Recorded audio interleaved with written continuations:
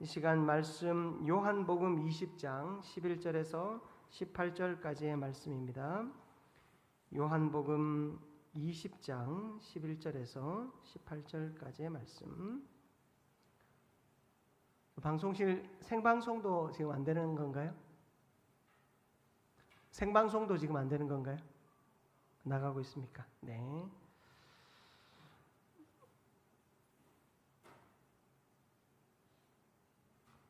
네, 생방송에 화면이 안 나가고 있는 것 같아요. 네, 오늘 방송에 좀 어려움이 있는 것 같습니다. 우리 요한복음 20장 11절에서 18절까지의 말씀 우리 한 절씩 우리 교독하도록 하겠습니다. 마리아는 무덤 밖에 서서 울고 있더니 울면서 구부려 무덤 안을 들여다보니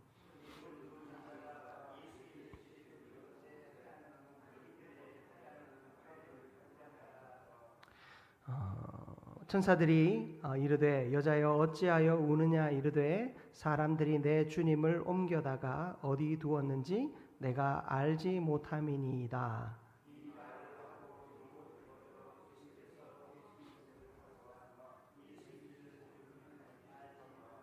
예수께서 이르시되 여자여 어찌하여 울며 누구를 찾느냐 하시니 마리아는 그가 동산지기인 줄 알고 이르되 주여 당신이 옮겼거든 어디 두었는지 내게 이르소서 그리하면 내가 가져가리이다.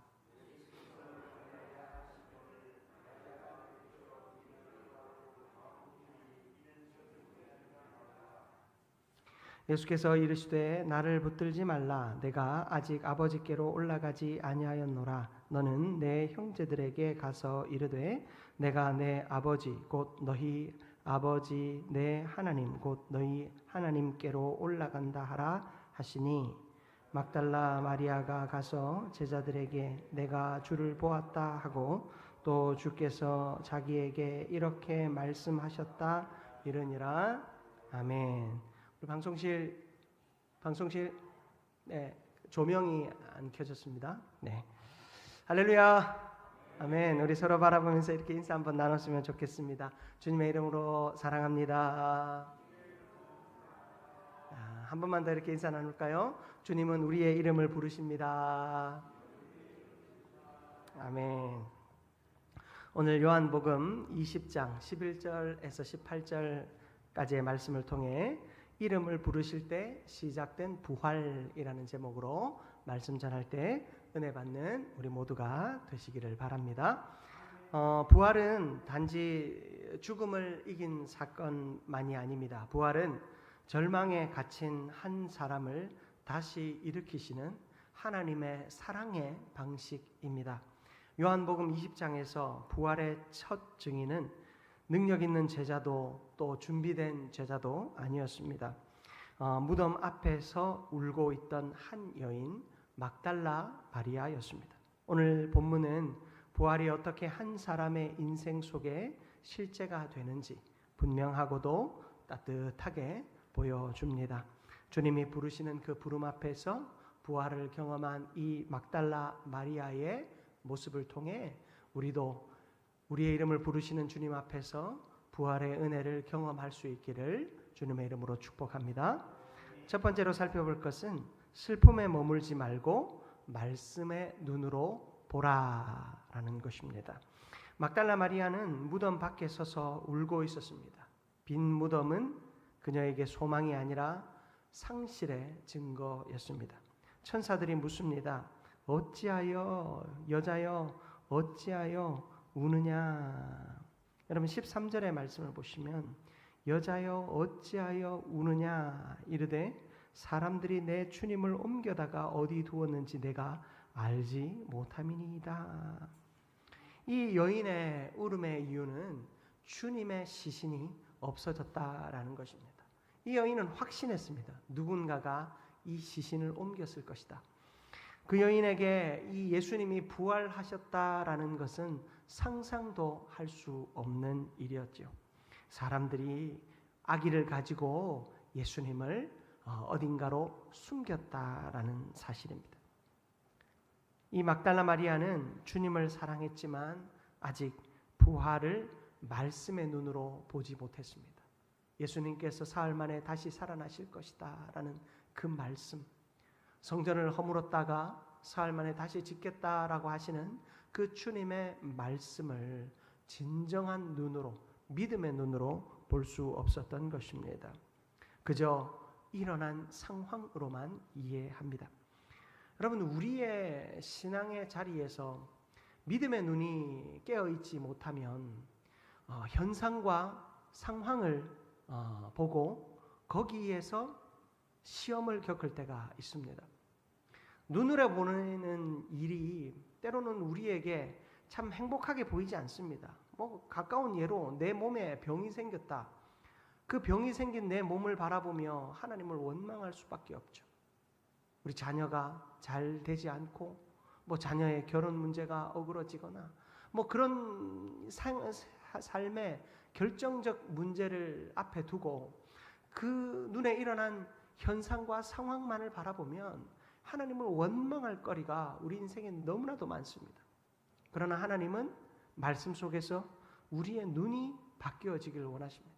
우리의 귀가 바뀌어지길 원하고 우리의 마음이 바뀌어지길 원하십니다. 눈에 보이는 현상이 아니라 그 일이 우리 가운데 어떤 믿음의 역사를 이루는가를 보아야 하는 것입니다. 예수님이 무덤에 계시지 않다라는 것은 예수님이 부활하셨고 부활하신 예수님이 우리에게 영원한 생명을 주셨다라는 사실입니다. 예수님이 눈앞에 보이지 않는 현상은 누군가가 악의를 가지고 예수님을 훔쳐간 그런 상실과 절망의 상황이 아니라 영원한 생명을 확증하게 되고 그리고 그 확증적인 현상 앞에서 내가 첫 증인이 되었다라고 하는 그 위대한 신앙의 경험의 자리가 되는 것입니다.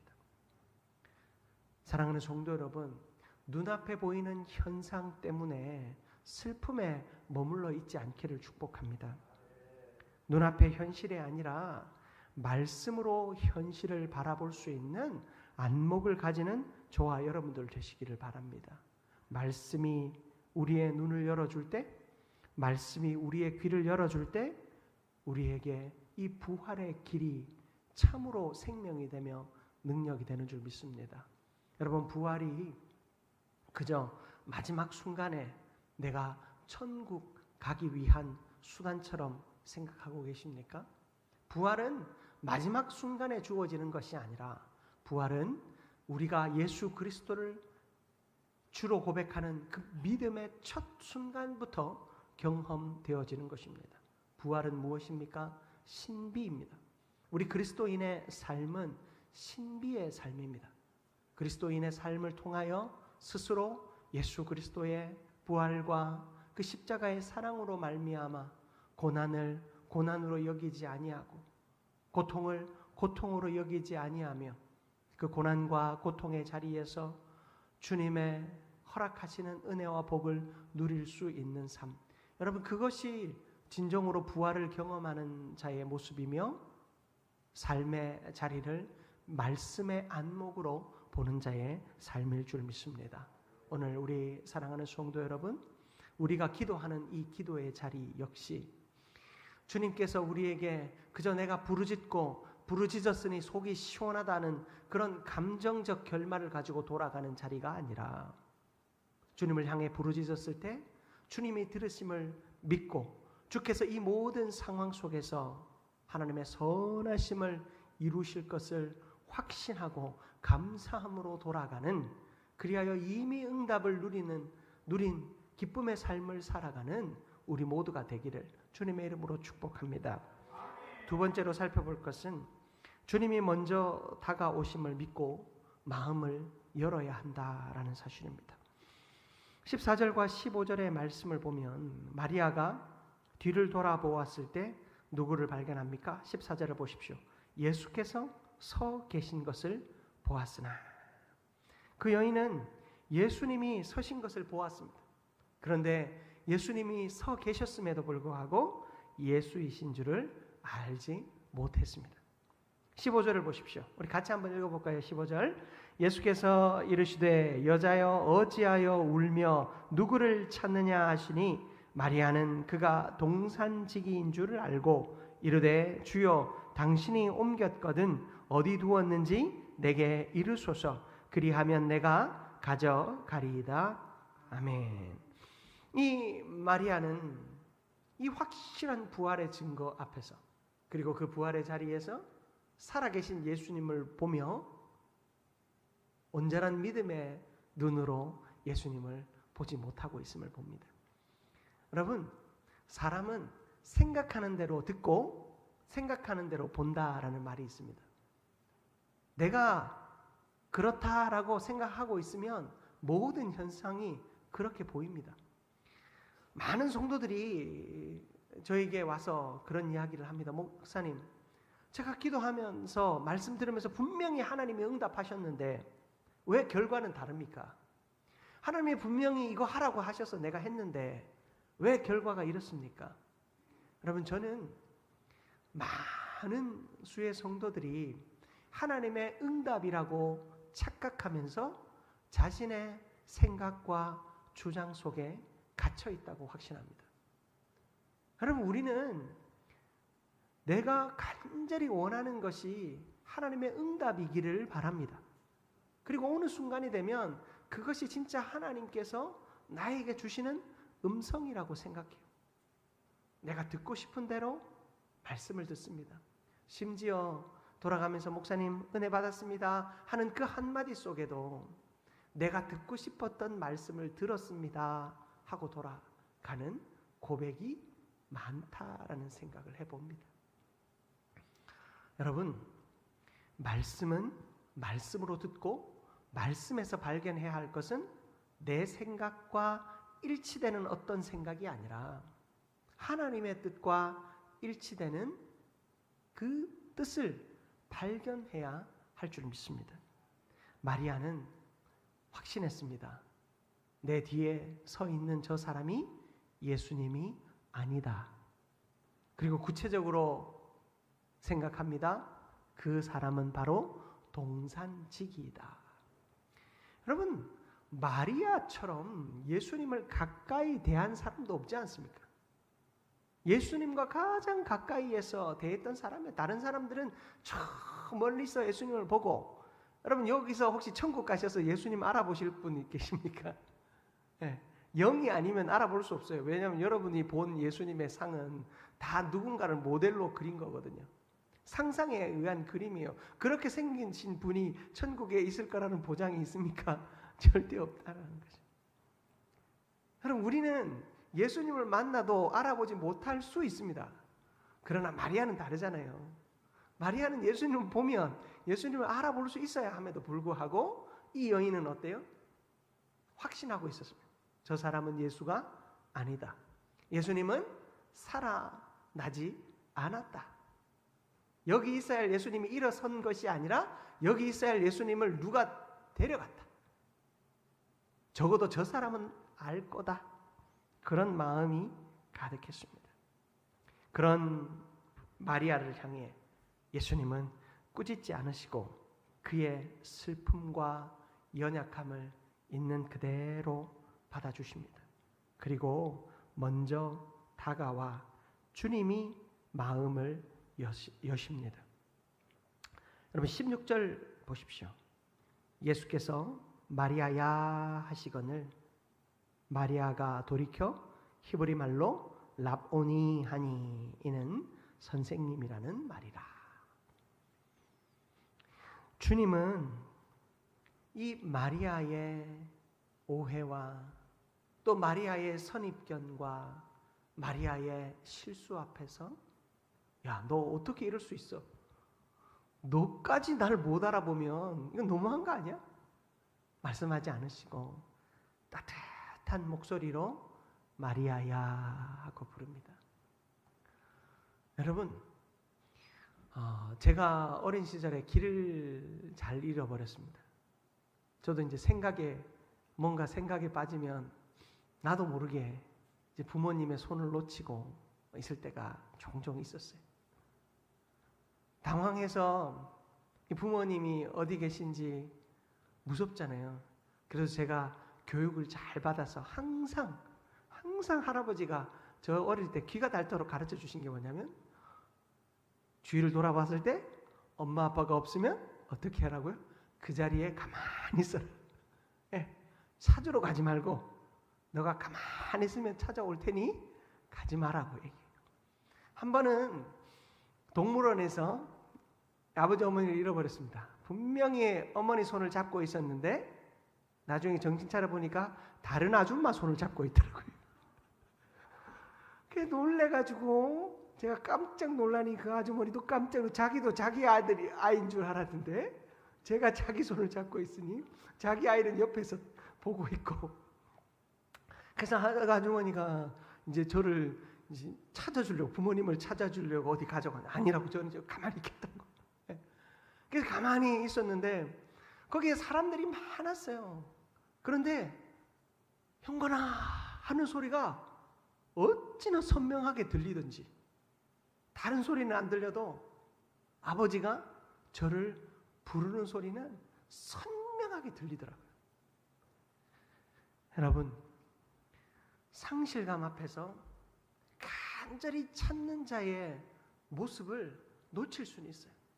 그러나 그 사랑의 음성이 먼저 찾아올 때는 들립니다. 제가 주변을 아무리 돌아봐도 아버지 어머니 모습이 보이지 않는 거예요. 큰일 났다. 그 당시에 뭐 옛날에 형제원 이런 거 들어보셨습니까? 막 이렇게 끌려간다는 이야기 많이 들어가지고 무섭고 걱정이 많이 됐습니다. 어떻게 하나.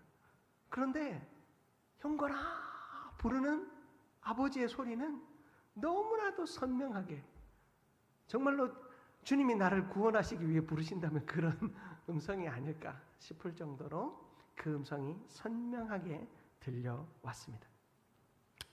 여러분, 주님이 우리를 부르시면 우리는 그 음성 들을 수 있습니다.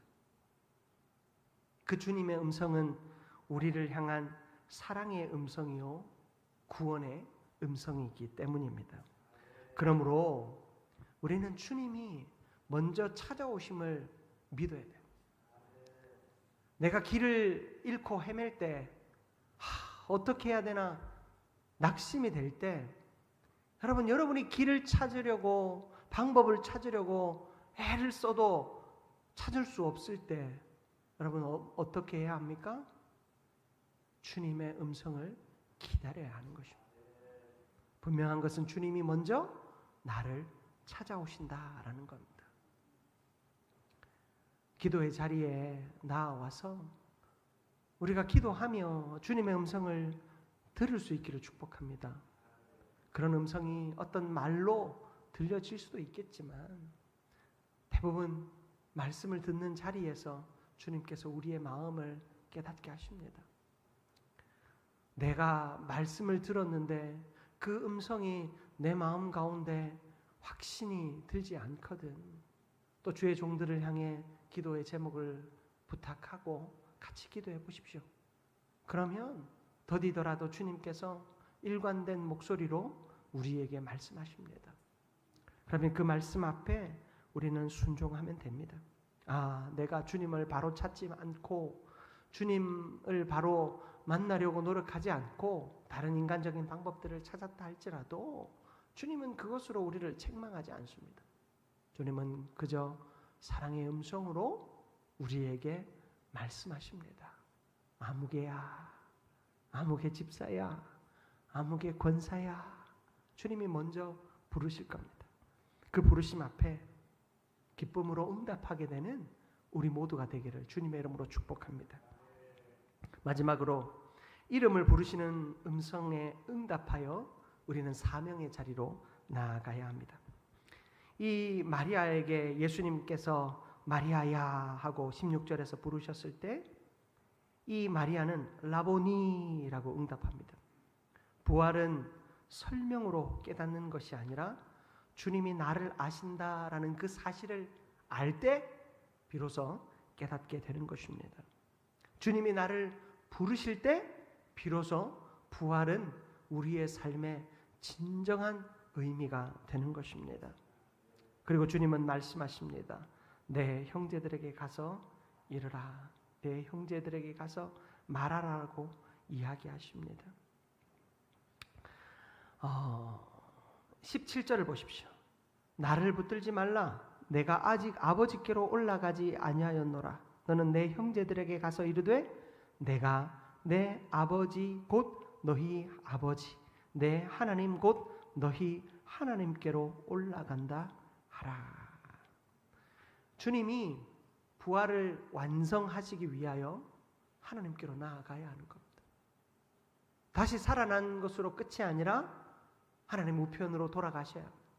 그것을 통해 우리도 다시 부활하여 주님의 영원한 낙원에 거하게 되는 것입니다. 그 주님의 사명을 다 이루시기 위하여 주님은 막달라 마리아를 사명자로 부르십니다. 18절 보십시오. 막달라 마리아가 가서 제자들에게 내가 주를 보았다 하고 또 주께서 자기에게 이렇게 말씀하셨다 이러니라. 눈물로 또 절망으로 큰 실망감으로 엎드려 있던 그 막달라 마리아에게 주님은 사랑의 음성으로 부르시어 그의 살아나셨음을 나타내 보여주셨습니다. 그리고 다시 그가 하나님께로 나아갈 것을 이 마리아를 통하여 증거하게 하셨습니다.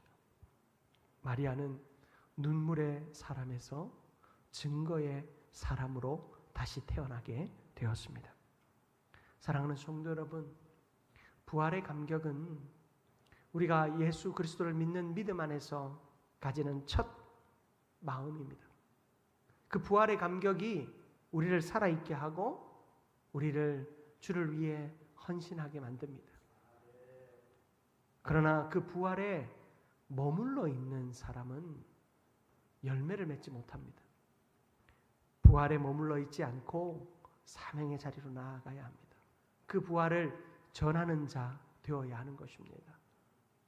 부활을 살아낸다라고 하는 것, 부활의 삶을 산다라고 하는 것은 증인의 삶을 사는 것이요 열매를 맺기 위해 살아가는 삶을 의미하는 것입니다. 내가 주를 보았습니다. 내가 주를 만났습니다.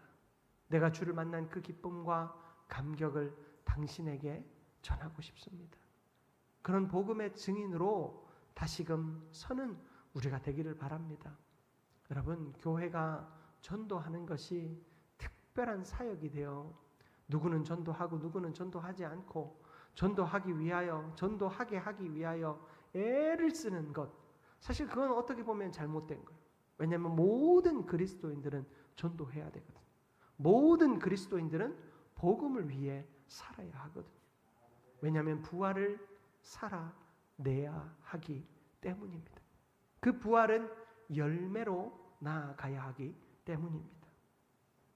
부활을 경험한 저와 여러분이 그 부활의 사명을 온전히 실천하게 되는 은혜가 있기를 주님의 이름으로 축복합니다.